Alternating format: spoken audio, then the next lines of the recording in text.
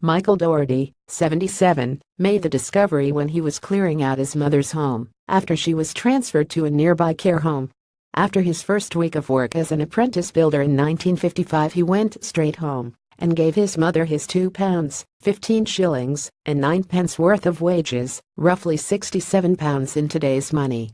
At the time, his mum Margaret, 104, said she would keep hold of the money and give it back to Michael one day. But the wages were forgotten, and Michael was surprised to find the small brown envelope 62 years after taking it home. He said, "My mother was taken into a care home, so I started clearing out her house. I was looking through some of the old stuff when I stumbled across the envelope, which was an old paybook of mine. I couldn't believe it."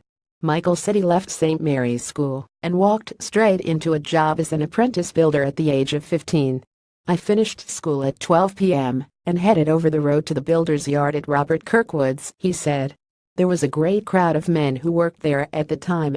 After a week of work, Michael got his first set of wages from his boss at the time, Jimmy Hill.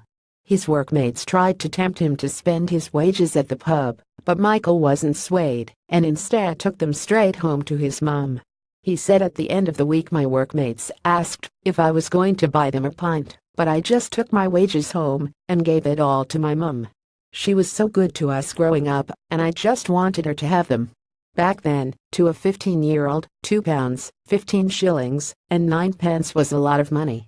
Especially when it was your first pay. After leaving school, you thought it was a lot of money.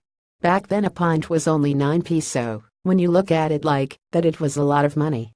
Although looking at the cost of pint these days, it isn't worth much now. The great-grandfather said he has no intention of spending his 62-year-old wages.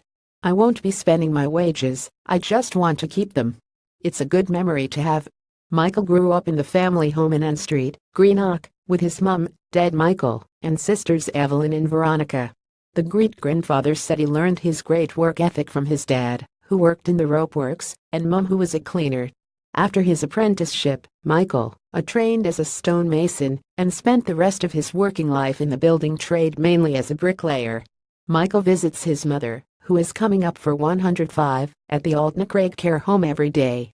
In 1955, the average weekly wage was £9.25, and the average house was worth £2,064.